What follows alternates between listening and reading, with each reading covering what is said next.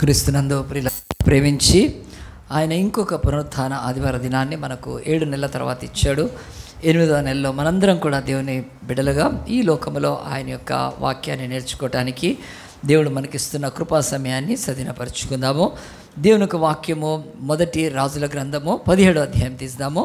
First Kings 17 chapter, మొదటి రాజుల గ్రంథము 17వ అధ్యాయం తీస్తే ఇక్కడ దేవుని యొక్క వాక్యములో ఒక భాగం ఉంది. దాన్ని మనము పరిశీలిద్దాం. దేవుడు మనకు అనుగ్రహించిన ఈ యొక్క వాక్యముల నుంచి మనము పరలోకపు జీవపు మన్నా వలె దీన్ని స్వీకరించి బలపట్టకు మన క్రైస్తవ ఆత్మీయ యాత్ర జీవితంలో మనం బలహీన పడుకున్నట్లు దేవుడు తన వాక్కు ద్వారా ఒక మన ఆ యొక్క శక్తిని అనుగ్రహించునుగాక. మొదటి రాజులు ఫస్ట్ ఆ యొక్క కింగ్స్ 17 చాప్టర్. అంతటా గిలాదు కాపురస్తుల సంబంధియగు తిష్బీయుడైన ఏలియా అహాబు నొద్దకు వచ్చి, ఎవని సన్నిధిని నిలబడి ఉన్నానో ఇశ్రాయేలు దేవుడైన ఆ యెహోవా జీవంతోడు నా మాట ప్రకారం కాక ఈ సంవత్సరంలో మంచైనా వర్షమైనా పడదని ప్రకటించాను. దేవుడు యొక్క వాక్యం ఎలాగున రాయబడ్డ ఈ భాగంలో ఏముంది? ఇశ్రాయేలు యొక్క దేశాన్ని పరిపాలిస్తున్న ఒక మూర్ఖుడైన, క్రూరుడైన, భక్తిహీనుడైన, దుర్మార్గుడైన రాజు, వాడి పేరు అహాబు.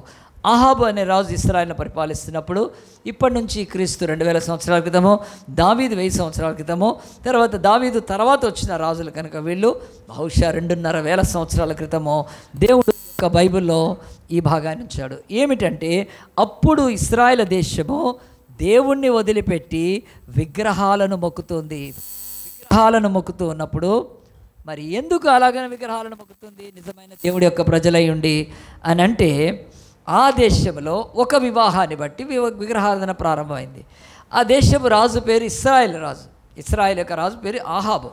అతడు ఒక అన్య స్త్రీని పెళ్లి చేసుకున్నాడు. ఆమె పేరు యెజబేలు.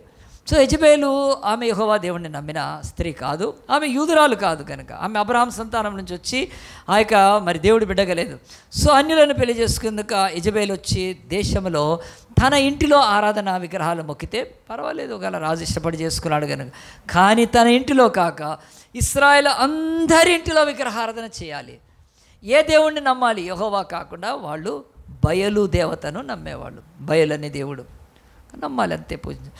ఏమీ అలాగున చేయకపోతే, ఒకవేళ చేయకపోతే శిక్ష ఖచ్చితంగా. ఎందుకంటే ఆమెకు రాణి. రాజు ఏం చేస్తున్నాడు? వాడు సిగ్గుమాలినవాడు. వాడు భార్యకు వాడు బానిస కనుక తన భార్య ఆ మాట విని ఆడు ఏమీ పట్టించుకోకుండా దేశంలో తన భార్య రాణి అయ్యుండి చలామణి చేస్తూ విగ్రహారాధనను స్ప్రెడ్ చేస్తూ చివరికి అందరూ కూడా ఆమెకు భయపడి బయలుదేవతను ఆరాధిస్తున్నారు. ఒక 7,000 మంది తప్ప. 7,000 మంది. కానీ వాళ్ళు ఎక్కడున్నారో కూడా తెలియదు, ఈయనకు తెలియదు. ఆ 7,000 మందిని ఒబద్యా అనే ఆ యొక్క రాజసముఖంలో ఉండే ఒక అధికారి సీక్రెట్గా ఆ 7,000 మందికి ఆహారం పెడుతూ బతికిస్తున్నాడు. దేశంలో ఎవరైనా విగ్రహారం చేయకపోతే ఆ రాణి పట్టుకుంటుంది, వాళ్ళని చంపుతుంది. ఆ తర్వాత తన దేశం నుంచి బయలు ప్రవక్తలను పిలిపించి వాళ్ళది ప్రచారం చేస్తూ ఉంది. ఏ దేశంలో? దేవుడి దేశంలో. అహాబు ఏం చేస్తున్నాడు? సిగ్గుమాలినాడు. వాడు ఏమీ అనట్లేదు, తన భార్యకు వత్తాసు పలుకుతూ బతుకుతున్నాడు.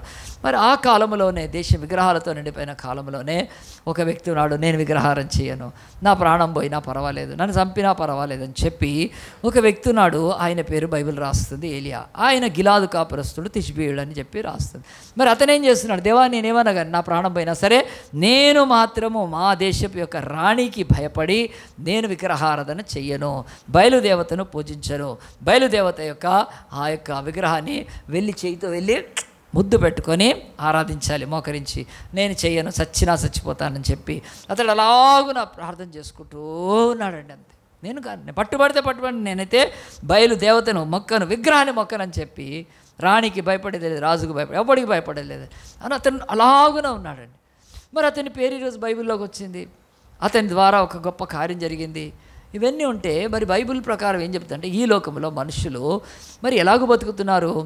ఆ యొక్క గర్వంతో బతుకుతున్నారు, కొవ్వుతో బతుకుతున్నారు, అహంతో బతుకుతున్నారు, పొగరుతో బతుకుతున్నారు, కుల గజ్జి కుల పిచ్చితో బతుకుతున్నారు, కుల అహంకారంతో బతుకుతున్నారు, రకరకాలుగా. ఇంకా చదువు, జ్ఞానం, అందము, తెలివితే ఏదో ఒక దాంతో. కానీ వీళ్ళెవ్వడూ దేవుడికి పనికిరారు. గుర్తుపెట్టుకోండి, దేవుడికి పనికొచ్చేవాళ్ళు రోషం గల వాళ్ళు. సో ఈరోజు చాలామందికి కోపము, కొవ్వు, కోపాలు ఉన్నాయి తప్ప రోషం లేదు. సో ఏలియా అనే అతనికి రోషం ఉంది. మేము దేవుని ప్రజలం, మా దేశంలోకి వచ్చి ఈమె విగ్రహారాధన నేర్పిస్తూ ఆ విగ్రహారాధన చేయకపోతే సంపుతా చచ్చిపోదు. కానీ ఎంతోమంది దేశం అందరూ సరెండర్ అయిపోయారు. మరి ఇది ఇశ్రాయేల్ అనే దేశం, అది దేవుని ప్రజల దేశం, ఆ మామూలు రాజ్యం కాదు అది. కనుక వాళ్ళు ఎన్నడూ కూడా విగ్రహారాధన చేయలేదు. వాళ్ళు విగ్రహాలు లేని దేశమే భూమి మీద ఇశ్రాయేల్ దేశం. దేవుడు దాన్ని స్థాపించాడు. రాజ్యములకు మకుటంగా యాకోబును, రాజ్యములకు శిరస్సుగా దేవుడు ఈ విశ్వ సృష్టికరించిన రాజ్యం పేరే ఇశ్రాయేల్. ఏ దేశం పేరు ఈరోజు వరకు అలా దేశం పేర్లు కదండి. ఈరోజు ఇశ్రాయేల్ దేశం ఉందా లేదా? భూమి మీద ఉంది, అది ఉంది, ఈరోజు భూమి మీద ఉంది. దానికి ఆయన నెతన్యాహు కదా పిఎంగా ఉన్నాడు. ఆలోచించండి, ఈరోజు ప్రపంచంలో ఏ దేశానికి లేదు ఆధిక్యత కదా. మన భారతదేశం, ఇండియా గొప్పలు చెప్పుకుంటే ఇండియా పేరు ఇండియా కాదు, భారత్ కాదు, జంబు దేశము మన దేశం పేరు. పాత గ్రంథాల్లో తీస్తే ఈ దేశం పేరు ఏం పేరు? జంబు దేశము అనే పేరు ఉంది. ఎవరికి ఉంది ఈరోజు? ఒక దేశము 3000 సంవత్సరాలు, సేమ్ నేమ్ ఇశ్రాయేల్ దేశమే. అదే నామముతో కొనసాగుతున్న ప్రపంచాన్ని శాసించి నడిపించేది కనుక అమెరికాను, రష్యాని, చైనాని, ఇండియాని, ప్రతి వాడిని నడిపించేది ఇశ్రాయేలే. ఎందుకంటే దేవుని ప్రజలు, దేవుడు ఆధిక్యత ఇచ్చి వాళ్ళు విగ్రహాలను మొక్కరు, ప్రకృతిని మొక్కరు, బొమ్మల్ని మొక్కరు, పశువుల్ని జంతువులు మొక్కరు, మానవుల కాళ్ళ మీద పడి ఓ అమ్మ నాయన దీవించని గురువుల కాళ్ళు మొక్కరు. వాళ్ళు they are the people of God. ఈ భూమి మీద నువ్వు కనుక్కున్నవి మనం ఈరోజు వాడేవన్నీ 90% వాళ్ళే కనుక్కున్నారు. అపార జ్ఞానం ఇచ్చాడు. They are called Israelites. Israel దేశానికి వెళ్ళొచ్చు ఈరోజు మనం కదా. ఇప్పుడు ఏదో యుద్ధం జరుగుతుంది కనుక ప్రపంచంలో కోట్ల మంది వస్తారు ఇజ్రాయెల్ దేశాన్ని చూసిపోతారు. అది ఆ యొక్క దేశం అలాంటి ఆ దేశమే ఇక్కడ బైబిల్లో రాయబడింది. ఆ దేశానికి ఒకనాడు రాజు ఆహాబుగాడు, వాడు ఆడంగి వాడయ్యండి తన భార్య కదా అది పెత్తనం చేస్తుంటే దేశాన్ని విగ్రహాలతో నింపేసేసారు. ఆ విగ్రహాలను మొక్కుతూ ఉన్నారు. విగ్రహాలను మొక్కకపోతే తిండి లేదు, గాలి లేదు, పీకేస్తారు. సో అలాంటి ఒక భయంకరమైన స్థితి వచ్చినప్పుడు యెజబెల్ అనే దయ్యపు ఆ యొక్క స్త్రీ విగ్రహారాధితోటి దేశం విగ్రహాలతో నిండి ఆ పరిస్థితిలో ఉన్నప్పుడు ఒక వ్యక్తి ఏం చేస్తున్నాడంటే ప్రార్థన చేస్తున్నాడు. దేవా, నేను ఎట్టి పరిస్థితిలో కాదు ఈ దేశాన్ని బయలు విగ్రహాల నుంచి విడిపించాలి అని ప్రార్థన చేస్తూ ఉంటుంటే అప్పుడు దేవుడు అతనికి ఒక ఇంత రోషం కలిగిన వాడు ఎవడైనా ఉన్నాడా? అందరూ భయపడిపోయి ఏం చేస్తున్నారు? ఆ యొక్క విగ్రహాలకు మొక్కేస్తున్నారు, ఆ బయలుదేవత మొక్కుతున్నారు.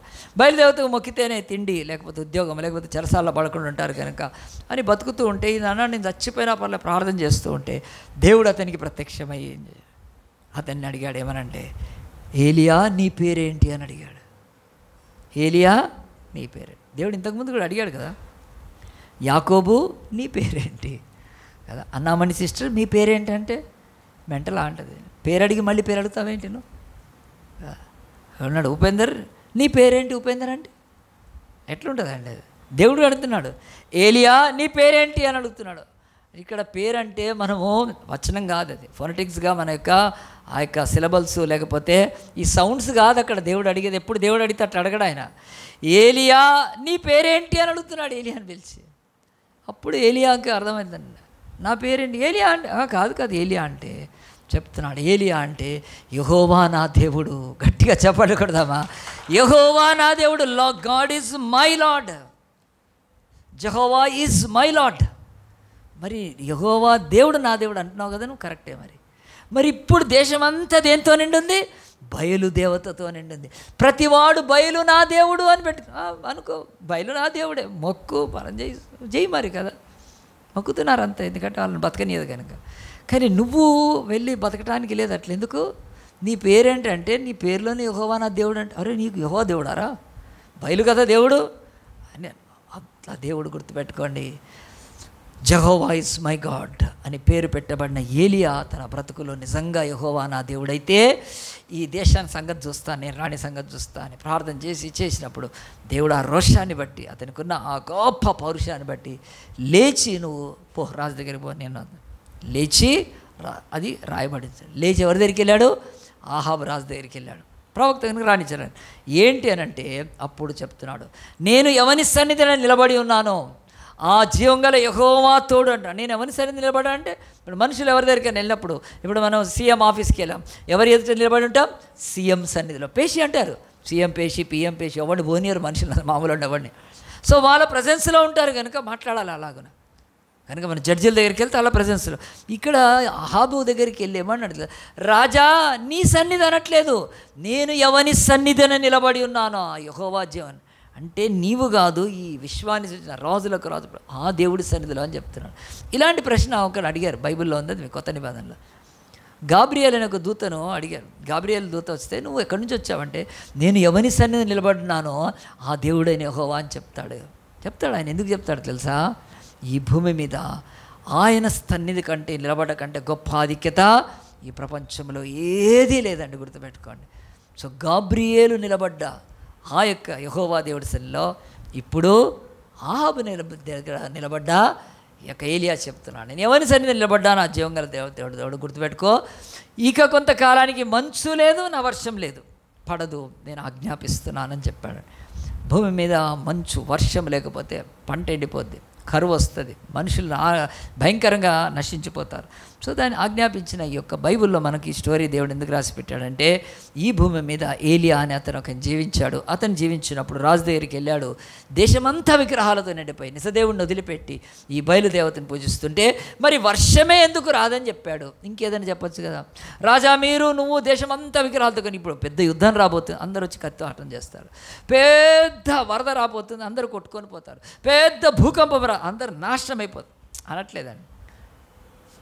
ఆకాశం నుంచి వర్షం ఉండదు, మంచు కురవదు చెప్తున్నా నేను అన్నానంటే ఎందుకు అదే విషయంలో అంటే బైబిల్లో ఉంది. బయలు అనే దేవతను వీళ్ళు ఆరాధిస్తున్నారు కదా, ఆ దేవత ఎవరు, దేవుడు ఎవరంటే గాడ్ ఆఫ్ వెదర్, వాతావరణ దేవుడు కదండి. ఈ బైబిల్లో దేవుడు ఒక్కడే ఉన్నాడు తప్ప ఆ డిపార్ట్మెంట్ దేవుళ్ళు లేరు ఈ బైబిల్లో. కానీ ఈరోజు అన్యుల దానిలోకి వెళ్ళండి, వాళ్ళకి ఏముంటారు, చాలా దేవుళ్ళు ఉంటారు కదా. గాలికో దేవుడు కదా, నీళ్ళకో దేవుడు కదా, ఆకాశానికో దేవుడు, వర్షానికో దేవుడు, రకరకాల దేవుళ్ళు పెట్టుకుంటారు. వాళ్ళు అజ్ఞానంలో చీకట్లో ఉన్నారు కనుక. సో ఏలియా ఏమంటున్నాడంటే, మీరు ఆరాధిస్తున్న దేవుడి పేరు బయలు, వాడు గాడ్ ఆఫ్ వెదర్, వాతావరణ దేవుడు. ఇప్పుడు నేను మీ వాతావరణాన్ని చూపిస్తారా అని చెప్పి ఆకాశాన్ని మూసి పారేస్తున్నాడు. వెదర్ అంటే నా చేతిలో ఉంటుంది, ఇక వర్షం పడదు పో అని చెప్పేశాడు. ప్రియ దేవుని బిడ్డలారా గుర్తుపెట్టుకోండి, ఈ లోకంలో ఎన్ని దేవుళ్ళు దేవతలు ఆరాధన చేస్తున్నా అదంతా వెర్రి, అదంతా పిచ్చి, అదంతా అజ్ఞానం, అదంతా కల్పితము, అదంతా కూడా అపవాది లోకంలో సృష్టించినవే తప్ప ఈ భూమి మీద అట్లా దేవుళ్ళు దేవతలు ఎవరు లేరు. కనుక అర్థం చేసుకోండి, ఈరోజు అది ఆ పిచ్చి ఎక్కువైపోయి కోతిని దేవుడు, పామును దేవుడు కదా, ఇక ఆవును, అది ఏదైనా దేవుడే, వాళ్ళకు జ్ఞానము లేదు, ఆ జ్ఞానము నశించిపోయింది. ఎందుకు? మొక్కేది విగ్రహాలు. ఎట్టుంటుంది జ్ఞానము? కనుక ఈరోజు ఈ సైన్స్ అంతా డెవలప్ చేసింది, విగ్రహారాధన వాళ్ళు ఎవడు కాదు. విగ్రహారాధన చేసేవాడు ఏది కనుక్కోలేదు. ఏదన్నా కనుక్కుంటే భర్త చచ్చిపోతే భార్యను కాల్చేసేయండి, అది మన దేశంలో అదే. సతీ సహగం లేదు. ఇదిగో వీడికి చదువు లేదు, ఇది లేదు, వీడిని ఊరి బయట పెట్టు, వీడిని ఊరి బయట అంటరానోడాడు. ఇది కనుక్కున్నారు, ఇవి కనుక్కున్నారు, కులాలు కనుక్కున్నారు అంతే తప్ప బతుకులో ఒకటి మానవ జాతికి పనికొచ్చేది ఏది కనుక్కోలేదు. ఎందుకు? విగ్రహారాధన. ప్రతిదానికి ఒక దేవుడికో విగ్రహం కదా, గాలికో దేవుడు, నిప్పుకో దేవుడు కదా, దానికో దేవుడు కదా. ఇప్పుడు మనమేం పెట్టుకోవాలి? కందిపప్పుకో ఒక దేవుడు కదా, మినపప్పుకో ఒక దేవుడు, మిరియాలకో దేవుడు, ఇంకా పెట్టుకోవాలి. మరి సిగ్గుమాలిన విగ్రహారాధన చేసే జాతికి కృప ఉండదు, గాడ్స్ గ్రేస్ ఉండదు. అలాంటి కృప దేవుడు ఎవరికి ఇచ్చాడు? ఇశ్రాయేలుకి ఇచ్చాడు. వాళ్ళు ఏ విగ్రహాన్ని మొక్కరు, ఏ ప్రకృతిని మొక్కరు, వాళ్ళు ఏ జంతువుని మొక్కరు. They believe God, they worship God, they only obey to the God who is a spirit. ఆయన బయలుపరుచుకున్నాడు తను తాను, కనుక ఆయన కనపడనక్కర్లేదు. కనుక ఈరోజు కదా మనం ఎదురుగా మనిషి లేకపోతే ఈరోజు మాట్లాడట్లే ఫోన్లో కదండి, ఫోన్లో మాట్లాడలే. ఎక్కడో అమెరికాలో ఉంటే ఇక్కడ ఫోన్లో కనిపిస్తేనేనా కదండి ముఖాముఖిగా. సో ఈరోజు టెక్నాలజీకి ఎంత ఇది ఉన్నప్పుడు ఆ దేవుడు ఎందుకు మాట్లాడలేడు? మనతోటి మాట్లాడతాడు. కానీ ఈ గాడిదలకు ఏమైపోయిందంటే ఆ యొక్క జ్ఞానం నశించి విగ్రహాలను తయారు చేసుకొని కూర్చున్నారు. చెక్కి చెక్కి చెక్కి చెక్కి విగ్రహాలను, బొమ్మలను తయారు చేసి విగ్రహాలు చేస్తున్నారు. కనుక ఇప్పుడు ఇశ్రాయేల్ దేశంలో కూడా ఒక విగ్రహం వచ్చింది. ఆ విగ్రహం పేరు బయలు. ఈ యెజబెల్ రాణి నమ్ముతుంది, దాన్ని పూజిస్తుంది, దానికి ప్రవక్తలు ఉన్నారు, దానికి పూజారులు ఉన్నారు.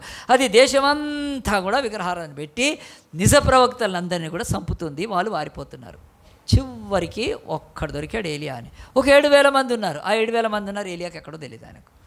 కానీ అలా ఉన్నప్పుడు ఏలియా లేచి ఛాలెంజ్ చేశాడు, నీ దేవుడు దేవత బయలే అయితే నేను చెప్తున్నా, ఆకాశం వర్షం లేదు, మంచు కురవదు, సావండి పడి చెప్పేసి వెళ్ళిపోయి కురిపించండి అని చెప్పి అతడు అలాగని చెప్పినప్పుడే వెంటనే ఏమైపోయిందండి, దేవుడు అన్నాడు, ఇక నీకు మూడింది లేవు ఇక్కడ నుంచి అన్నాడు. నేను వదిలిపెడతారా? వాళ్ళు వదిలిపెట్టరు, చంపేస్తారు కనుక అని పిమ్మట, ఈ మాట చెప్పిన పిమ్మట యెహోవా వాక్కు అతనికి ప్రత్యక్షమై, నీవు ఇచ్చటి నుంచి తూర్పు వైపునకు పోయి యొర్దాను ఎదురుగున్న కెరీతు వాగు దగ్గర దాగి ఉండు అంతే తప్ప, నువ్వు పెద్ద చెప్పావు కదా నీకేం దండలేసి ఇచ్చారు, నువ్వు దాగి ఉండాలి. చాలాసార్లు దేవుడి యొక్క వాక్యం చెప్పినాక దాగి ఉండాల్సి వస్తుందండి, మనం గుర్తుపెట్టుకోండి. ఇది బైబిల్ చెప్తున్న సత్యం కనుక. ఏలియా ఏమనుకున్నాడు, నేను వెళ్ళి ఏ కొండ మీద ఏ దగ్గర ఏ దేవాలయం దగ్గర గొప్పగా ప్రకటిస్తాను అనుకున్నాడు. అంటే ప్రకటిస్తుంటే దేవుడు కాపాడతాడేమో, దేవుడు ఆయన దేవదూతలు కావాలో వచ్చేసేసి ఏలియాకి ఏమీ కాకుండా ఏమి కాపాడు దేవుడు, నేనేం కాపాడినాను అట్లా. ఇప్పుడు అసలు అది ప్రకటించేది కదా, నువ్వు చక్కగా వెళ్ళి దాగి ఉండు. ఎక్కడ? కెరీతు వాగు దగ్గర. కెరీతు వాగు దగ్గర ఎందుకు ఆగి ఉండాలి? కెరీతు దగ్గర ఆడ నీళ్ళు వస్తాయి కనుక నీళ్ళు తాగాలి. నువ్వు నీళ్ళు తాగుతూ అక్కడ ఉన్నప్పుడు ఒకరోజు ఆ నీళ్ళు దేశంలో వర్షం లేకపోతే ఆగిపోతే నీకు తెలియాలి ఫస్ట్. రెండవది, మరి నువ్వు అక్కడ వాగు దగ్గర అంటే అదొక అరణ్యంలో ఎట్లా ఉంటావు? బేఫికర్ ఉండవు. నీకు ఉదయము సాయంత్రము కాకులు రొట్టెలు తెచ్చిస్తాయి, నువ్వు తిను, మంచిగా తిని అక్కడ మంచిగా ఉండు. దేవుడు కాకి ద్వారా ఏలియాను పోషించడానికి ఇష్టపడ్డాడు. ఇది ఎవరు యాక్సెప్ట్ చేయాలి? ఏలియా యాక్సెప్ట్ చేయాలి మరి అంతే. ఎందుకంటే ఆయన ఒక రోషంగా ఉన్నాడు కనుక దేవుడు చెప్పిన మాట, ప్రభా అస్సలు కాదు, నేను కాకుతో కాదు, నాకు వైభవ్ టిఫిన్స్ నుంచి టిఫిన్ రావాలంటే ఎక్కడికి తెస్తారు దేవుడు? వైభవ్ టిఫిన్స్ ఉందా అప్పుడు? వైభవ్ టిఫిన్స్ వీడు ఎదురు ముందు మనకు కనుక మన వాళ్ళంతా తెచ్చుకుంటారు కనుక ఆలోచించండి. ఏమీ లేవు, దేవుడు ఏది పెడితే అదే తినాలంతే. ఆయన మాటకు లోబడ్డప్పుడు కాకి తీసుకొచ్చి ఆహారం ఇస్తూ ఉంటే ఆయన తీసుకొని తినాలి, కాపాడబడాలి. ఎందుకంటే ఏలియా చంపేస్తాడు కనుక, చచ్చిపోయిన తర్వాత ఎవరు చెప్పారో తెలియదు కనుక దేవుడి యొక్క ప్రణాళిక అతడు సో దాగి ఉండాలి అని మళ్ళీ దేవుడు చెప్తున్నాడు.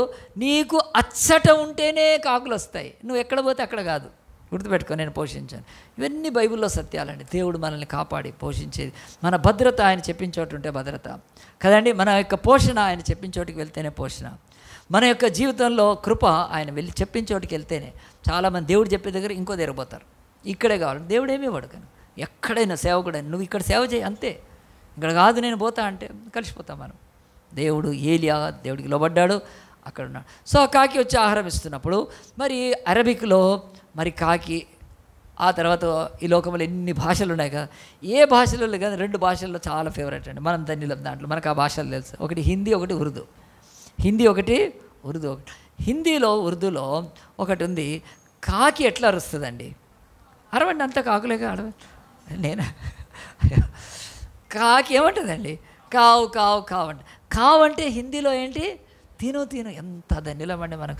ఈ బైబిల్ 3000 భాషల్లో ఉంటే ఒక 2 భాషలలో లక్కీ ఫెలోస్ కదా వాళ్ళు. ఎవరు? హిందీ ఉర్దూ తెలిసిన వాళ్ళు. అరబిక్లో కూడా ఉండకపోవచ్చు, ఏమంటారు నాకే తెలియదు అరబిక్లో, ఎందుకంటే అరబిక్లో నుంచే ఉర్దూ వచ్చింది కనుక. కాకి కావు కావు కావు అని అరుస్తుందండి కదా. కావు కావు అంటే తెలుగులో తిను అని కనుక, ఏలియా తిను అనుకుంటే వెళ్ళిపోతుందండి. అది రొట్టేస్తుంది, కావు కావు కావు అంటే అప్పుడు ఏలియా ఏం చేస్తాడు, ఓహో నా కావు టైం అయిందని చెప్పి ఆ రొట్టెలు తీసుకొని తింటాడు. ఎంత ధన్యత అండి, ఆలోచించండి. దేవుడు కాకుల ద్వారా కూడా పోషించగలుగుతాడు, కరువులో పోషించగలుగుతాడు. మంచిగా తింటున్నాడు, ఆ కెరీతు వాగు దగ్గర ఉన్నాడు. కొన్ని రోజుల తర్వాత ఆ వాగు డ్రై అయిపోయింది. ఎందుకు డ్రై అయిపోయింది? భూమి మీద వర్షం లేదు, మంచు లేదు కనుక.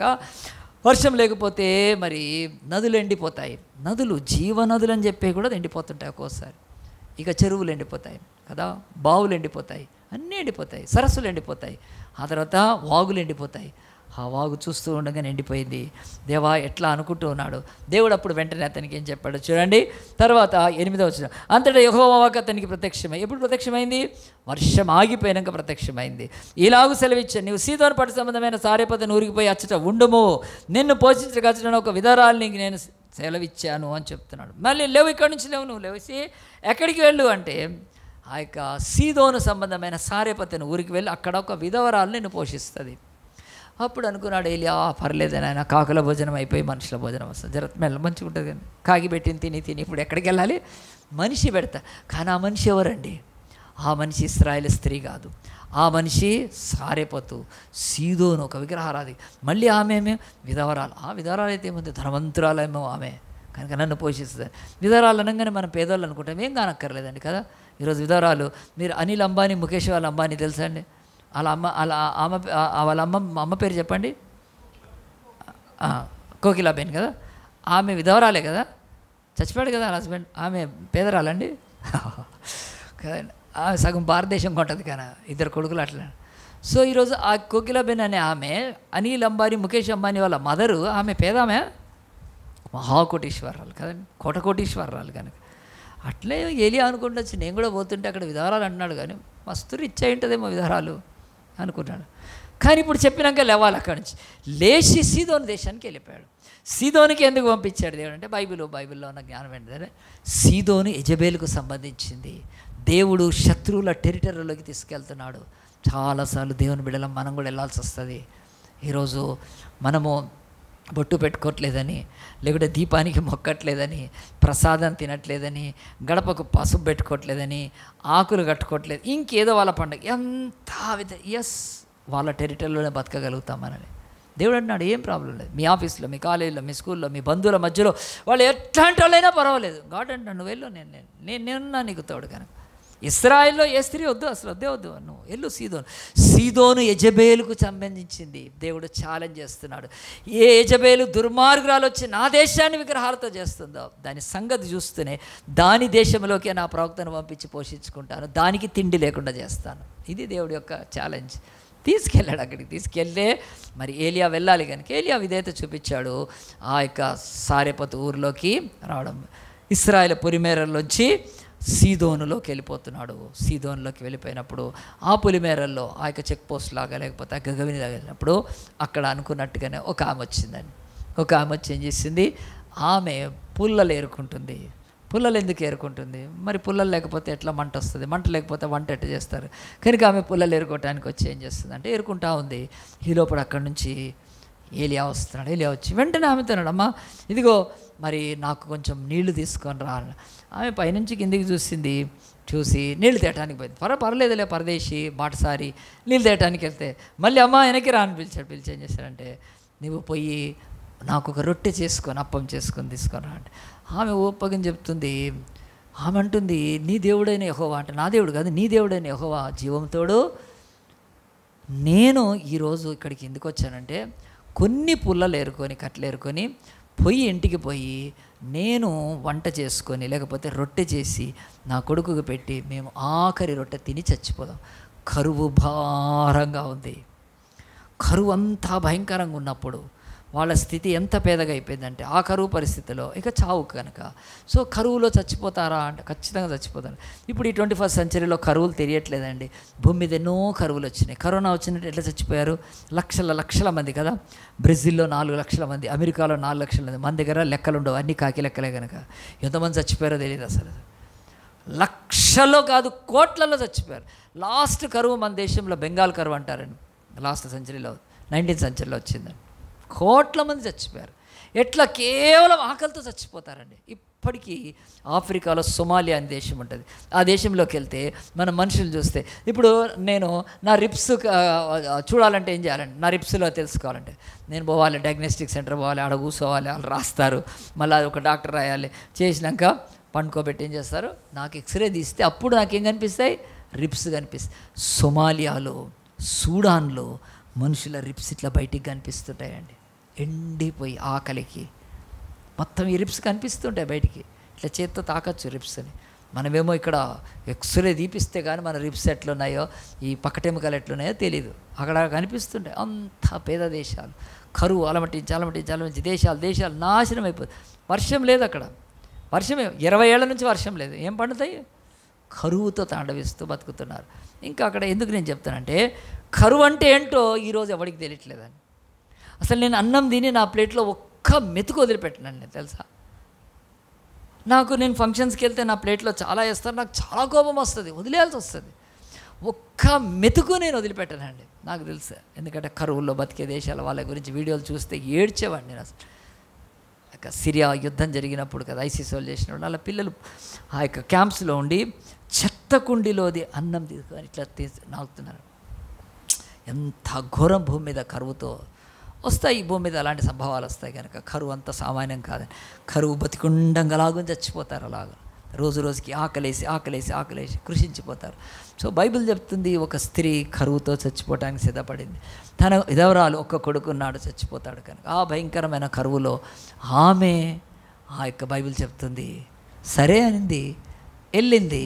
ఏం చేసింది? ఆ యొక్క నువ్వు ఆమె సంశయిస్తుంది, వెళ్ళాలా వద్దా. నువ్వు నాకు మొదటి రొట్టె తెచ్చిపెట్టు, నీవు ఈ కరవంతట్లో కాపాడబడతావు పో, ఇది దేవుడు చెప్తున్నాడు ఇల్లు అన్నాడు. ఏలియా అన్నాడు ఆ మాట తీసుకొని వెళ్ళింది, ఇంటికి వెళ్ళింది, రొట్టె చేసింది, రొట్టె పెట్టింది, ఆ యొక్క చేసి తీసుకొచ్చి పెట్టింది.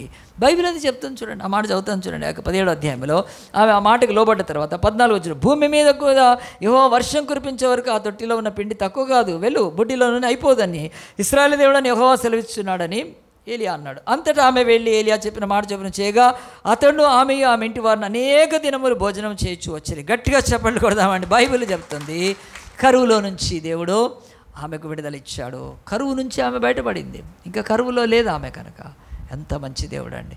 ఈ యొక్క వాక్యంలో మనకి ఏం కనిపిస్తుంది? ఈరోజు నేను ఏం చెప్పాలనుకుంటున్నాను, బైబిల్ చెప్తుంది ఈ యొక్క కాలంలో మనము జనవరి నుంచి జూలై వరకు వచ్చాం. జూలై అయిపోయింది, ఆ తర్వాత ఆగస్టులోకి వచ్చాం. ఆగస్టు భారతదేశంలో ఏంటి?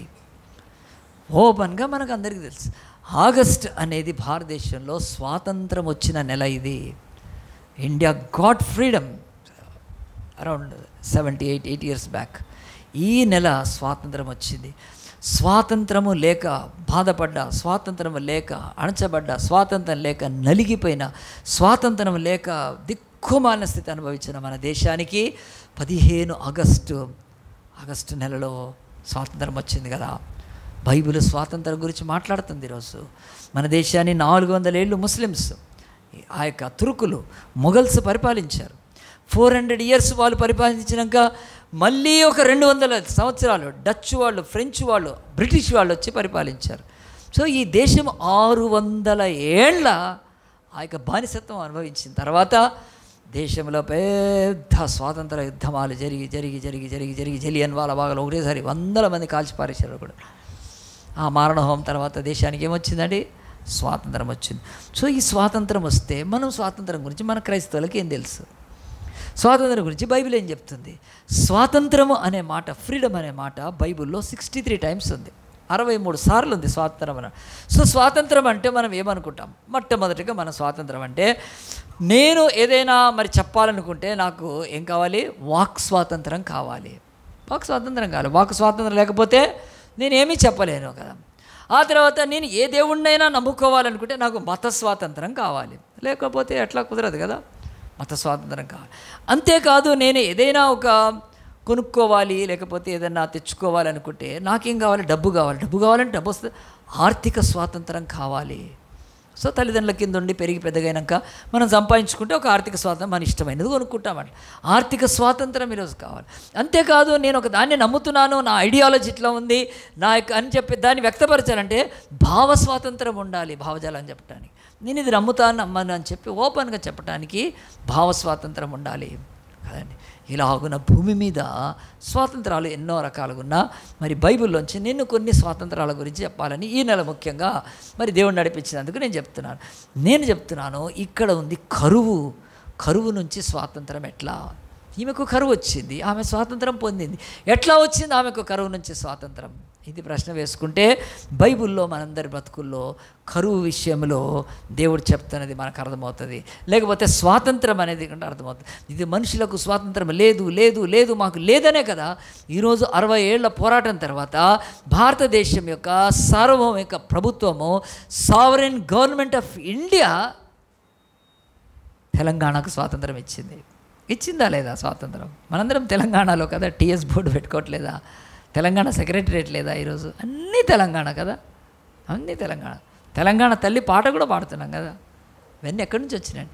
ఈ దేశం యొక్క సర్వోన్నత ప్రభుత్వము, సావరెన్ గవర్నమెంట్, పార్లమెంట్ ద్వారా మనకు తెలంగాణ అనే ఒక స్వాతంత్రాన్ని ఇచ్చింది. మనం తెలంగాణ అంతేగా. అట్లా భూమి మీద పరలోకములో ఉన్న దేవుడు భూమి మీద స్వాతంత్రం ఇవ్వటానికి వస్తాడు.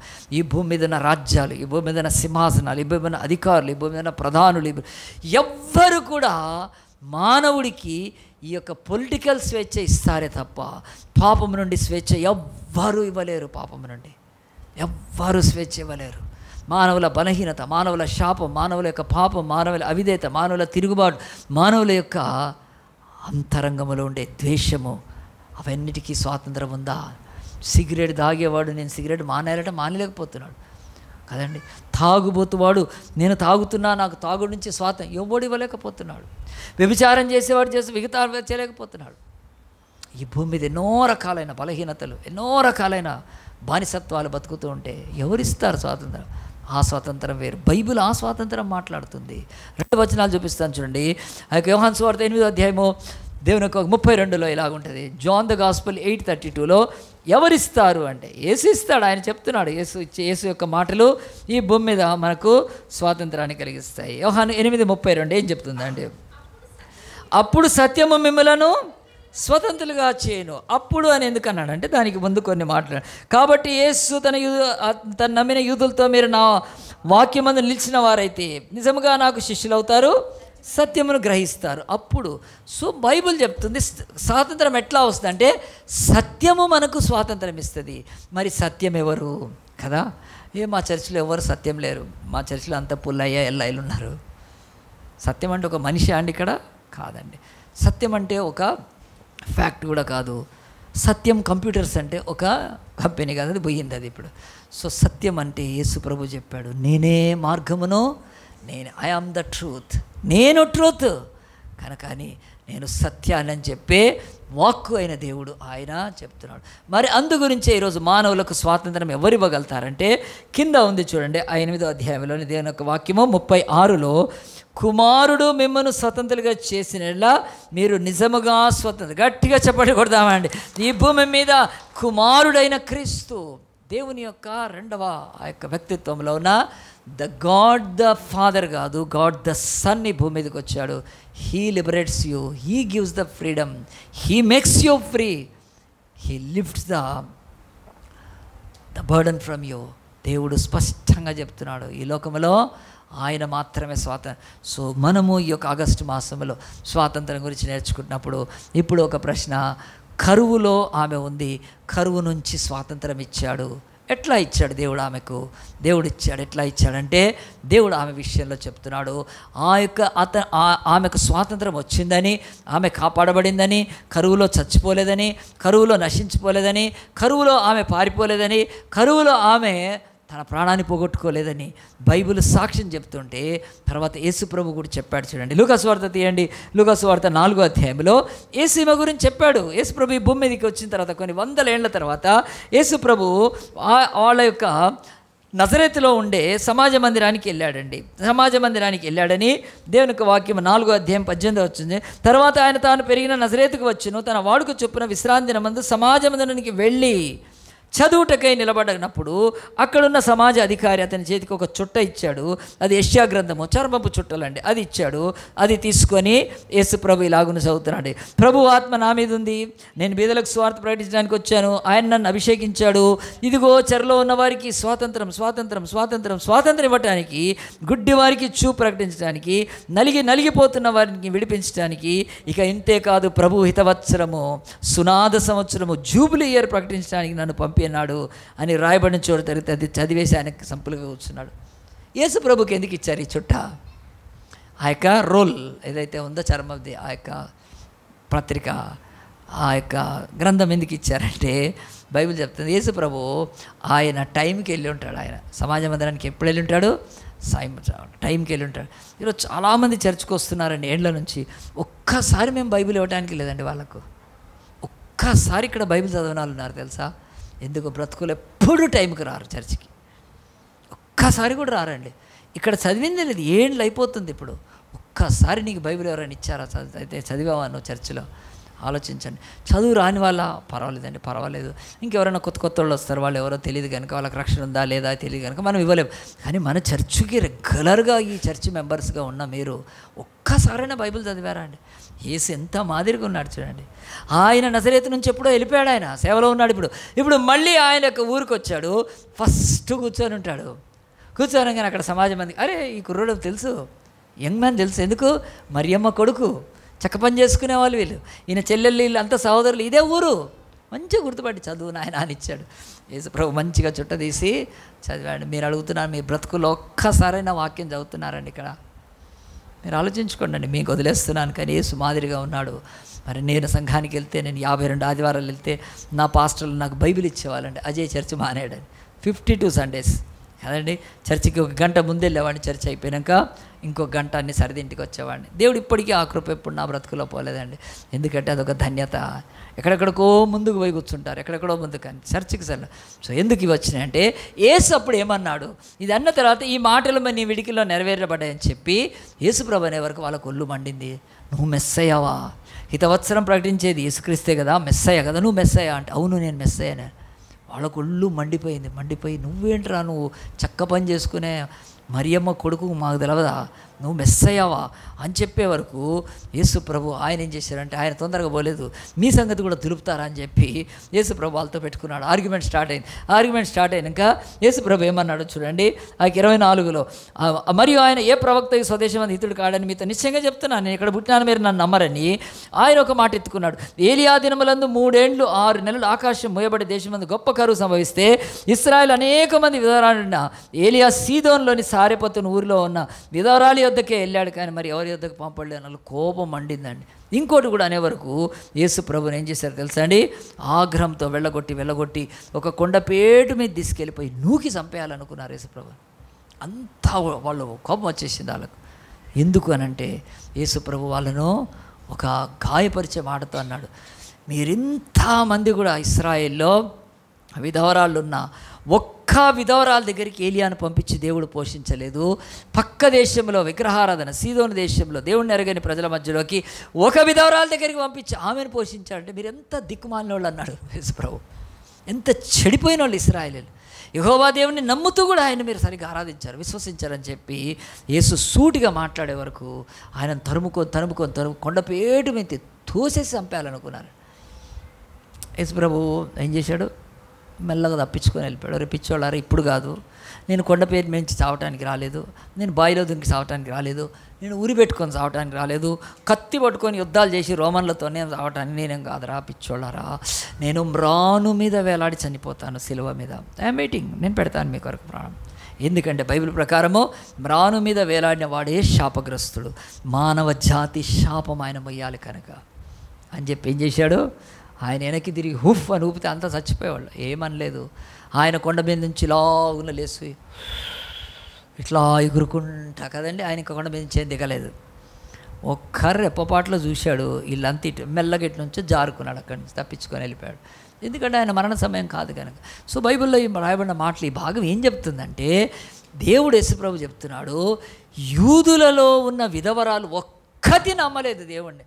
ఆ బయలుదేవతనే నమ్ముతున్నారు. పక్క దేశంలో వాళ్ళకు బయలుదేవుడు, పాపం వాళ్ళ అక్కడికి పోతే అక్కడ ఈ యొక్క ఏలియా మాట విని ఆమె బాగా రక్షణ పొందింది కదా, కరువు నుంచి స్వాతంత్రం పొందింది కదా. కాబట్టి ఈరోజు నేను కూడా కరువు నుంచి స్వాతంత్రం పొందడానికి 3 సంగతులు చెప్తాను చూడండి. నంబర్ 1, ఆమె జీవితంలో ఆ యొక్క విధవరాలు ఏం చేసిందంటే, దేవుని యొక్క అవకాశము దేవుడిస్తాడు. God gives the opportunity. మనం స్వాతంత్రం పొందటానికి, మన బతుకుల్లో ఎక్కడ కరువు, ఎక్కడ మనకు స్వాతంత్రం లేకుండా ఉందో అక్కడ నుంచి విడుదల పొందటానికి ఫస్ట్ దేవుడు ఇచ్చేది ఆపర్చునిటీ, అవకాశం ఇస్తాడు. ఇంగ్లీష్లో తెలుగులో అవకాశం కదా, దేవుడు అంటున్నాడు. ఈమె కట్టెలేరుకోవడానికి రావడము, ఆయన అదే టైంకి రావడం ఏంటి? చాలాసార్లు మనం కూడా అరే నువ్వు తగిలినావా ఇక్కడ అంటారు కదా. కొంతమంది అయితే ఈ ముఖం ఎదురొచ్చిందా అంటారు, మనం అది ఆటోమేటిక్గా జరిగితే. కానీ కొంతమంది అయితే ఎదుర్కోవడము, ఎదురు చూడడము, పిలవడము, అదంతా డిఫరెంట్ కదండి అదంతా. కానీ అనుకోకుండా అంటే అది అనుకోకుండా కాదండి, దేవుడు ఏర్పాటు చేస్తాడు కలుసుకోవటానికి. ఈమె పుల్లలు ఏరుకోవటానికి అదే టైంకి రావడం ఏంటి? దేవుడు అదే టైంలో ఎక్కడి నుంచో నడుచుకుంటూ వస్తున్నాడు సారెపతు ఊరు నుంచి. ఎవరైనా అయితే ఏలియా అని చెప్పి రాజుకు పట్టిస్తే రాజు వాడు చంపేస్తాడు ఏలియాని. కనుక ఆయన చాలా జాగ్రత్తగా మూవ్ అవ్వకుండా ఆ దేశంలోంచి బయటకు వచ్చేసాడు. ఇప్పుడు కరెక్ట్గా అక్కడికి రాగానే ఆపర్చునిటీ. కనుక దేవుడు అంటాడు, ఫస్ట్ మనం స్వాతంత్రం పొందాలంటే మన బ్రతుకుల్లో ఆపర్చునిటీ దేవుడు ఇస్తాడు, దాన్ని గ్రహించాలండి. ఎన్నిసార్లు ఇస్తాడో తెలియకపోతే నీకు దాంట్లోంచి స్వాతంత్రము కాకపోవచ్చు. ఇక అంతే. కనుక ఆమె చూసి ఎవరోలే ముసలాయన, ఎవరో ప్రవక్త, నాకెందుకులే అని అనుకోకుండా, అంతేకాదు ఈయన కూడా ఈమె ఎవరోలే అనుకోకుండా, వాళ్ళిద్దరి యొక్క ఆ మీటింగ్ ప్లేస్ దేవుడు ఆపర్చునిటీగా ఏర్పాటు చేస్తాడు. అది కల్పించింది కాదు, ఏర్పాటు చేసింది కాదు, ప్రీ ప్లాన్ చేసింది కాదు, అది దేవుని సంభవం జరుగుతుంది. మన లైఫ్లో నేను చెప్తానండి. నేను ఒకసారి ఒక దిల్షుక్ నగర్లో జిరాక్స్ షాప్కి వెళ్ళాను. జిరాక్స్ షాప్కి వెళ్ళి అక్కడ జిరాక్స్ ఉంటే ఇక మన సాంగ్ బుక్ ఉంది కదా, దీంట్లో ఇక్కడ కింద మన లోగో ఉంది కదా, ఈ లోగో ఒక పెద్ద పేపర్ మీద తీసి అప్పుడు ఒక బుక్ తయారు చేసేవాళ్ళం, తమ్ముడు ఉపేందర్ చేసేవాడు. దానికి నేను ఒక జిరాక్స్ చేయించుకుంటా ఉండేవాడిని. అది నేను జిరాక్స్ చేపిస్తా ఉన్నాను దిల్షుక్ నగర్లో బస్ స్టాండ్ దగ్గర, ఆ యొక్క మెట్రో దగ్గర ఆ కార్నర్లోనే అక్కడ టెంపుల్ ఉండదు. నేను జిరాక్స్ చేపిస్తుంటే ఆమె జిరాక్స్ ఒక లేడీ ఉంది, ఆమె చూసి క్రాస్ వాక్యం అన్నీ చూసి, మీరు క్రిస్టియన్సా అంటే అవును క్రిస్టియన్, నేను పాస్టర్. అయ్యో మీరు పాస్టరా, ఎక్కడ చర్చి ఏంటని అడిగింది. నేను కూడా కొద్దిసేపు మాట్లాడాను, ఆ పేపర్లు తీస్తుంది.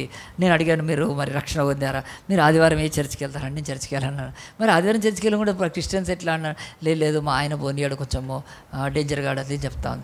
సరే నేను పర్వాలేదు కానీ నేను ఒకటి చెప్పేశాను, ఓపెన్గా చెప్పాను, మనుషులు ఎదుట ఎవడు నన్ను ఒప్పుకొనడో నేను నా దేవతలతో వచ్చిన ఒప్పుకోను. నో సీక్రెట్ క్రిస్టియానిటీ, ఆ యొక్క రహస్యంగా ఉండే క్రిస్టియానిటీ బైబిల్లో లేదు. ఎందుకంటే వేల మంది మధ్యలో ఆయన సిలువబడ్డాడు, బట్టలు ఇప్పబడి అది కూడా.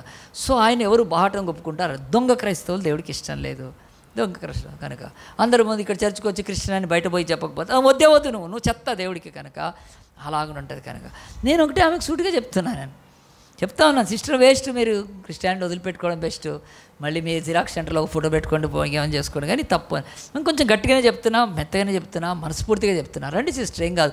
మొదట్లో వాళ్ళు వ్యతిరేకిస్తారు, తర్వాత మనము దేవుడు మనకు ఆకృపిస్తాడు. ఆ time is a testing time.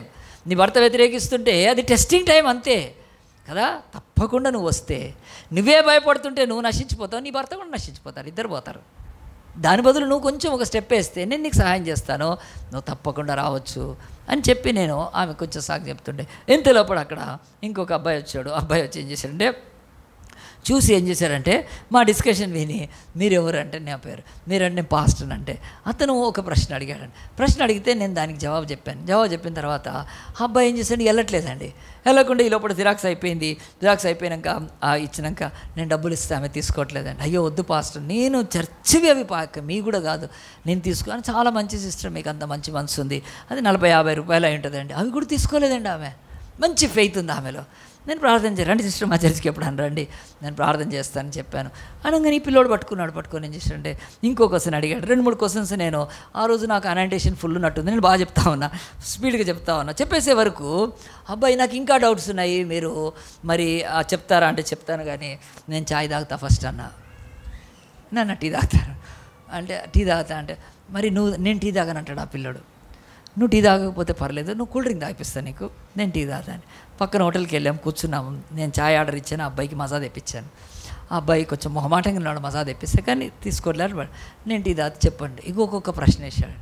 కొన్ని ప్రశ్నలు కొన్ని జవాబులు చెప్పగానే ఆ పిల్లోడికి ఎంత మంచిగా అనిపించింది అంటే, నేను అడిగాను, నువ్వు ఏ చర్చికి వెళ్తావంటే పలానా చర్చికి వెళ్తానంటే, దిక్కుమాలిన చర్చి వెళ్ళొద్దని చెప్పాను. నేను ఓపెన్గా చెప్పాడు, దొంగ వాడు పాస్టర్ కాదు వాడని చెప్పాను. అంత ఓపెన్గా చెప్తున్నాను అంటే, బైబిలే చెప్తున్నాను అంత ఓపెన్గా, నేను చెప్పడం కాదు. కనుక వాడు డబ్బుతో వ్యాపారం చేసుకోవడానికి వచ్చాడు హైదరాబాద్లో. వాడికి చర్చు, పాస్టర్, ఆ యొక్క విశ్వాసులు, ఆత్మల రక్షణ కాదు, డబ్బు వాడు పట్టాలు తప్పిన పట్టాగాడు వాడు. కనుక వాడి గురించి నాకు తెలుసు. కనుక వాడి భార్య ఇంత రింగులు పెట్టుకొని రంగు పూసుకొని కదా నడిపిస్తారు. హైదరాబాద్లో ఒక చర్చి ఉంది అది. కనుక మళ్ళీ దానికి రాజుగారి చర్చ్ అని పేరు పెట్టారు. అది రాజుగారిది కాదు, దయ్యం చర్చ్ అది. కనుక నేను ఓపెన్గా చెప్తాను, నాకేం భయం వాడితోటి. కనుక చెప్తే ఆ పిల్లోడికి చాలా మంచిగా అనిపించింది అని అడ్రస్ తీసుకొని నెక్స్ట్ వీక్ వచ్చాడండి. తర్వాత బైబిల్ స్టడీకి వచ్చాడు.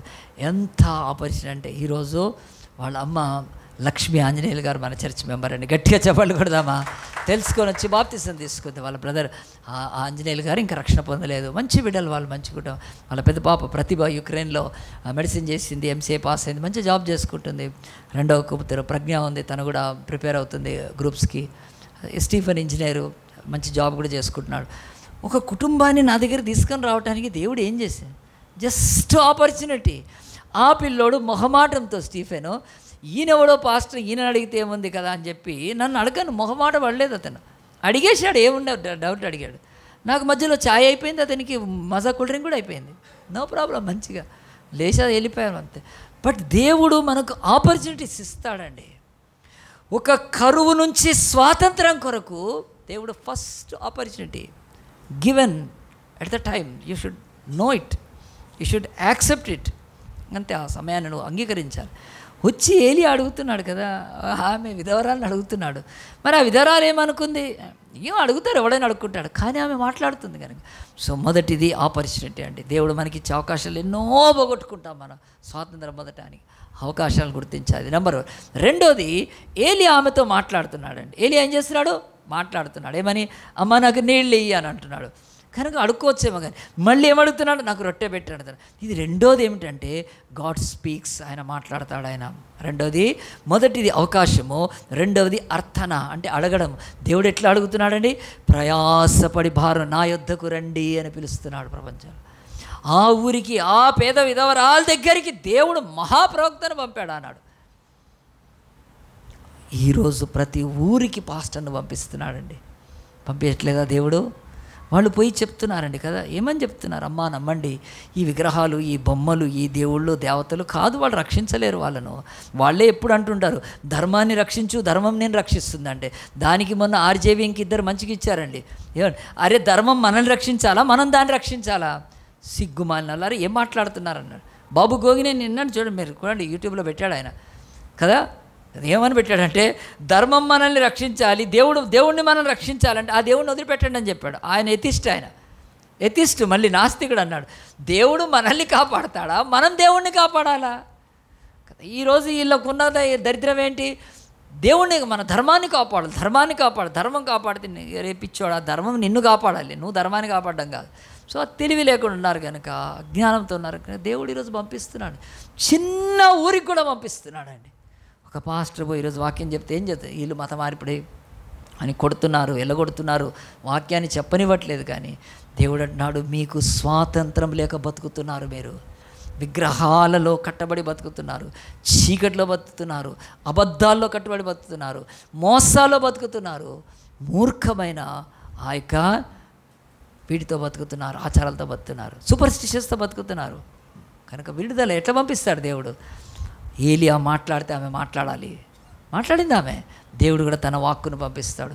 ఇలాగున పంపించి చివరిగా ఆదియందు వాక్యం ఉండెను, వాక్యము దేవుని యొద్ద, వాక్యము దేవుడై ఉండెను, ఆ వాక్యమైన దేవుడు కృపా సత్య సంపూర్ణుడుగా మన మధ్య నివసించెను. ఎట్లా? శరీరధారి అయి కన్య మార్గాన్ని పుట్టాడు. ఇంక అంతకంటే దేవుడు ఏం పంపిస్తాడండి ఈ లోకానికి? తన వాక్కును కుమారుడైన వాక్కును రక్త మాంసాల్లో పుట్టించాడని. ఇంక ఇప్పుడు అది అవసరం లేదు. కానీ ప్రతి ఊరికి పోయి స్వార్థ చెప్పట్లేదండి ఈరోజు.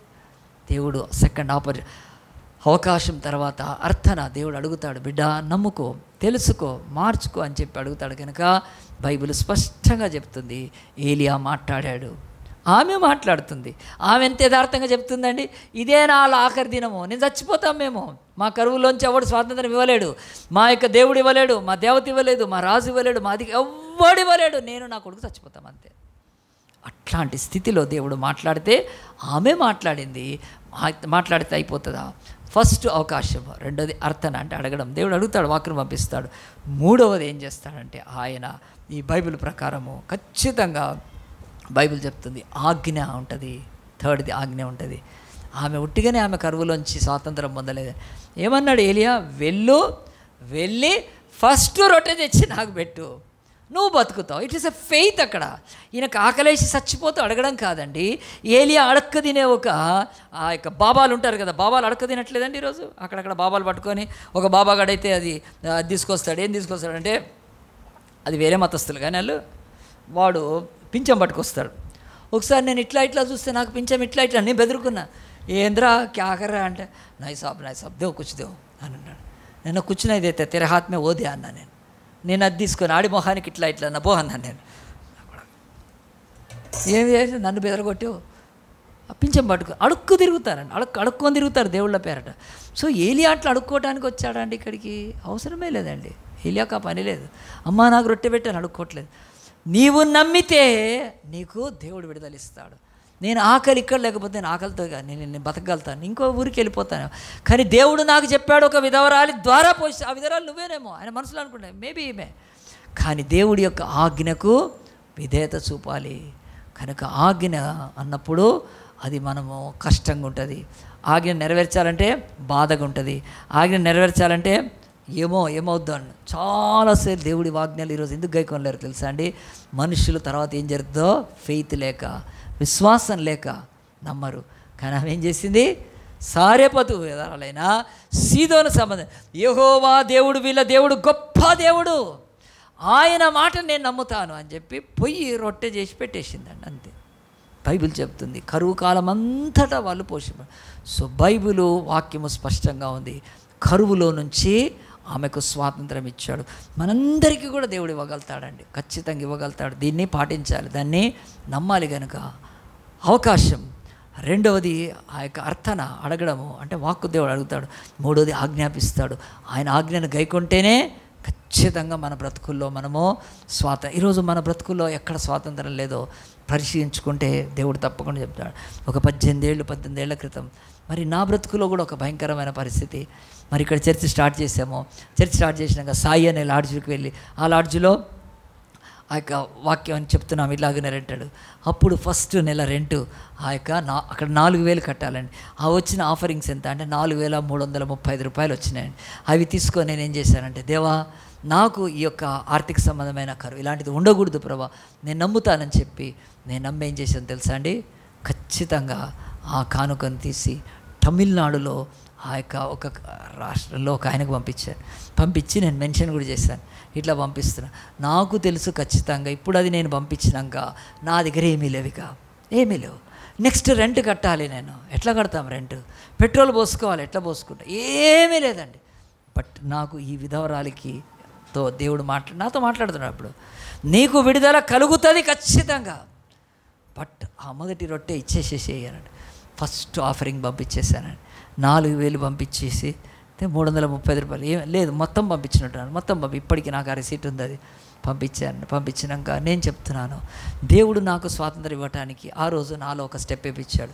తర్వాత నెక్స్ట్ వీక్ ఏమీ లేవు డబ్బులు, కనీసం ఒక 1/2 లీటర్ పెట్రోల్ పోసుకోవడానికి లేవు. కానీ దేవుడు మాత్రం ఒక్కసారి ఆయన ఇచ్చే స్వాతంత్రాన్ని పొందటానికి నేను వేసిన అడుగు నాకు ఈరోజు 50,000 రెంట్ కడతామండి. దీనికి ఈజీగా కడతాను తెలుసు. దేవుడు 18 ఏళ్ల నుంచి నా బ్రతుకులో నేను దీనికి ఈరోజు లేదని లేదండి. ఎట్లా చేశానంటే, స్వాతంత్రం ఇచ్చే దేవుడు మనకు, కరువు అలమటిస్తున్న సమయంలో స్వాతంత్రం ఇచ్చే దేవుడు కనుక నమ్మండి. బైబిల్ చెప్తుంది, దేవుడు మీకు స్వాతంత్రం కావాలనుకుంటే దేవుడు యొక్క వాక్యం ఒకటే చెప్తుంది, కరువు నుంచి స్వాతంత్రం ఇచ్చాడని బైబిల్ చెప్తుంది తప్ప ఆమె యొక్క తొట్టిలో పిండి ఫుల్గా నిండిపోలేదు, ఆమె ఆ యొక్క బుడ్డిలో నూనె ఫుల్గా అయిపోతే ఏమో అందరికీ తెలిసిపోయేది కదా. ఆమె బయట అమ్మటానికి ప్రయత్నం చేసేది, ఆ పిండి తీసుకొని పోయి అమ్ముకుంటే కొన్ని డబ్బులు వస్తాయి, ఆ నూనె అవేమీ చేయలేదండి. ఆమె రోజు రొట్టె చేసినాక రొట్టె చేసేటప్పుడే ఉంటాయి, తర్వాత ఏది ఉండదు ఇంకా మళ్ళీ. అట్లా దేవుడు స్వాతంత్రం ఇస్తాడు. ఆయన స్వాతంత్రము అది మనల్ని పిచ్చోళ్ళగా, వెర్రోళ్ళగా, అజ్ఞానులుగా, భక్తిహీనులుగా మార్చదు. ఆయన స్వాతంత్రం ఈ రోజు వరకు కూడా దేవుడు నాకు 50,000 దీనికి రెంట్ కడతాం, ఇంకెన్నో కడుతున్నామని చెప్పుకోవడం, కానీ ఆ లిమిట్ ఉంటుంది. దేవుడు ఏనాడు కూడా హద్దు దాటిపోకుండా, కానీ స్వాతంత్రం అయితే ఇస్తాడు ఇంకెన్నడూ కూడా ఆ మాటలు పలకకుండా. ఆఖరి రొట్టె రేపు చచ్చిపోతాం కాదు, ఇది ఆఖరి డబ్బాని.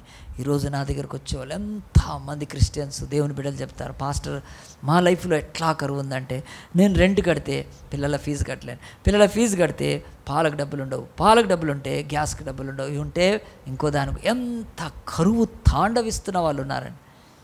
వాళ్ళకు దేవుడు చెప్తున్నాడు, మనుష్యులకు స్వాతంత్రం ఇవ్వటానికి ఆయన ఈ భూమి మీదకి వచ్చాడు యేసు ప్రభు.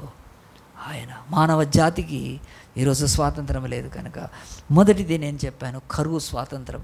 కరువులోంచి నీకు స్వాతంత్రం కావాలంటే మరి యేసు ప్రభు ఈ లోకానికి వచ్చి ఆయన ఏం చేశాడు ఒక్క మాట మేము చూపించి ప్రార్థన చేస్తాను. ఎవరిస్తారు స్వాతంత్రం? గలతీయులకు రాసిన పత్రిక 5వ అధ్యాయం తీయండి, ఈ మాట చదివి ప్రార్థన చేసుకుందాం.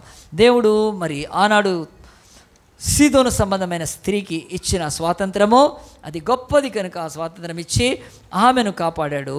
ఇప్పటికీ ఆ దేవుడు చెప్తున్నాడు చూడండి, గలతీయుల పత్రిక 5వ అధ్యాయం 1వ వచనం, గలతీయన్స్ 5:1, ఈ స్వాతంత్రము అనుగ్రహించి క్రీస్తు మనలను స్వతంత్రులుగా చేసి ఉన్నాడు, కాబట్టి మీరు స్థిరముగా నిలిచి మరలా దాస్యమను కాడి క్రింద చిక్కుకొనకుడి. ఇది వాక్యం నేను చూపిస్తున్నాను ఈరోజు, ఎందుకంటే ఇది నేను చెప్తున్న భాగం కాదు. ఇప్పుడు ఆమెకు స్వాతంత్రం ఇచ్చాడు. దేంట్లో నుంచి? కరువులోంచి. ఆమె మళ్ళీ ఆ యొక్క స్వాతంత్రం పోగొట్టుకోకుండా దాన్ని కాపాడుకుంటే మేలని ఒకటి మాత్రం బైబిల్ చెప్తుంది, క్రీస్తు మనల్ని స్వతంత్రులుగా చేయగలుగుతాడు. ఆలోచించండి, భూమి మీద ఎవ్వరూ చేయలేరు. నీ మతము, నీ కులము, నీ ధనము, నీ శక్తి ఏ మనిషికి కూడా స్వాతంత్రం ఇవ్వలేదు.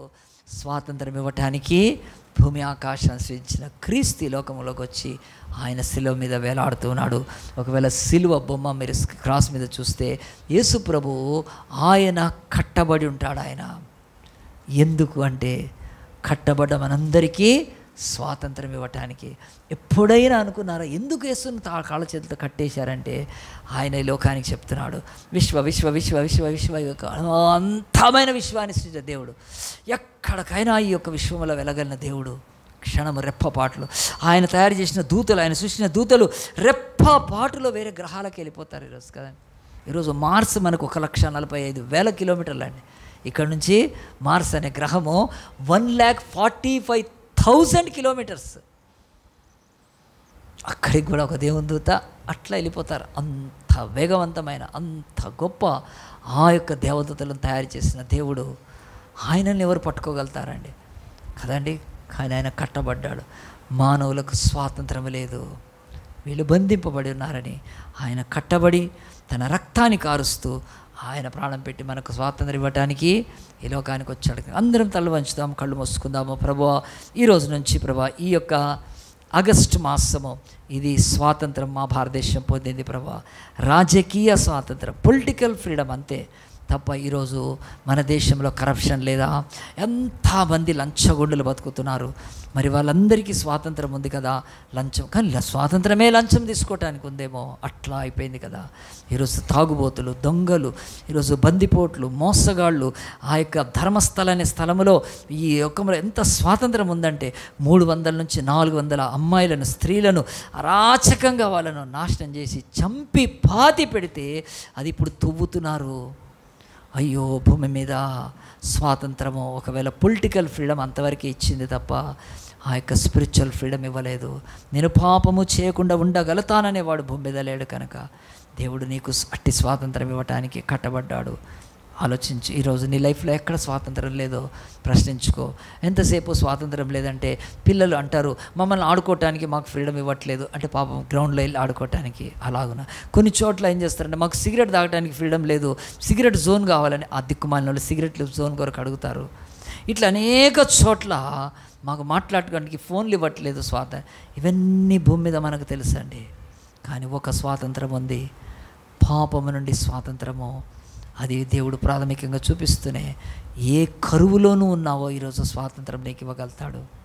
నీ కరువు పరిస్థితి ఏంటో నువ్వు ఎరిగి, దేవా నా బ్రతుకులో ఈ కరువు ఉంది, నాకు స్వాతంత్రం ఇవ్వమంటే దేవుడి వాక్కు ద్వారా దేవత ఇంకా లోతుగా మాట్లాడి నీకు కరువు నుంచి స్వాతంత్రం ఇవ్వగలుగుతాడు. కనుక వచ్చే వారం ఇంకొక స్వాతంత్ర విషయమే చూద్దాం. ఈ వారము కరువు, డ్రాట్. దేవుడు ఆయన ఆకలి కొంటూ, ఆయన శిలువలో వేలాడుతూ, ఆయన దప్పిక కొంటూ, కట్టబడిన ఆయన విడిపింపబడుటకు, ఆయన బంధింపబడిన మనకు స్వాతంత్రం ఇవ్వటానికి వచ్చాడు ఈ లోకంలో. నీ బ్రతుకులో కరువు ఎక్కడుంది? ఎంతోమంది కరువును అనుభవిస్తున్నారండి ఈరోజు, రకరకాల కరువును అనుభవిస్తున్నారు. కొంతమందికి స్నేహితులు ఉండరు, కొంతమందికి ఆరోగ్యం ఉండదు, కొంతమందికి బంధువులు ఉండరు, అనేక రకాలైన చోట్ల కొంతమందికి ఆర్థికమైన ఇలాంటి కరువు నీది ఎక్కడ ఉందో కరువు, ఆ కరువులో స్వాతంత్రము కొరకు ప్రభు దగ్గర ప్రార్థన చేసుకో. అడుగు నువ్వు ప్రభా, ఆ యొక్క సీదోను సంబంధమైన సారెపతు విధవరాలు ప్రభా నాయన ఒక అవకాశం వచ్చింది, ఆ యొక్క ప్రవక్త అడిగినప్పుడు స్పందించింది, ఆజ్ఞ ఇస్తే లోబడింది. ఇదే స్వాతంత్రానికి ఆ యొక్క సూత్రము. ఈ జీవితంలో ఇంకా స్వాతంత్రం లేక ఏ ఏరియాలో కరువుతో బతుకుతున్నావో దేవుడికి సమర్పించుకో, ప్రార్థన చేసుకో, విడుదల పొందు. దేవుడు మాత్రమే ఆగస్టులో నీకు స్వాతంత్రం కొరకే దేవుడు మాట్లాడుతున్నాడేమో. అంగీకరించు, స్వీకరించు, విడుదల పొందు. ప్రార్థన చేసుకుందాం. జీవంగల దేవా, పరిశుద్ధుడా, ఈరోజు నాయన మరొకసారి బైబిల్లో నా తండ్రి నాయన స్వాతంత్రం గురించి నాయన 60 టైమ్స్ ఉంది ప్రభా నాయన. మరి మేము కూడా స్వాతంత్రం పొందటానికే నాయన, విడుదల పొందటానికే ప్రభా, మా భారతదేశానికి నాయన 1947లో ఇచ్చిన ఫ్రీడము అది పొలిటికల్ ఫ్రీడమే కానీ ప్రభా నాయన ఇంకా అనేక రకాలైన ప్రభా నా తండ్రి విడుదలలో మాకు కావాలి ప్రభా. నిశ్చయంగా మేము నాయన ప్రభా ఈ లోకంలో రక్షణ పొందుటకు ప్రభా మేము నాయన మమ్మల్ని పిలిచావు కనుక ప్రభా నీ పాదాల దగ్గర మా బ్రతుకుల్లో ఉన్న కరువు కరువు కరువు ఎక్కడ ఎక్కడ ఉందో ప్రభా నాయన, ఎక్కడ లేమితో కొట్టబెట్టాడుతున్నామో అక్కడ స్వాతంత్రం పొందుటకు నాయన మమ్మల్ని విడుదలలో నడిపించడానికి నీ కృపతోడై ఉండును గాక అని ప్రభా. విధమైన వాక్యం అందరి హృదయాల్లో ఫలింపచేసి భూమికి ఆకాశానికి నాయన వేలాడుతూ కట్టబడి మాకు స్వాతంత్రం ఇవ్వడానికి వచ్చిన మా ప్రియరక్షకుడైన యేసు నామాన్ని బట్టి అడిగి వేడుకొని ప్రార్థిస్తున్నాము తండ్రి. ఆమేన్.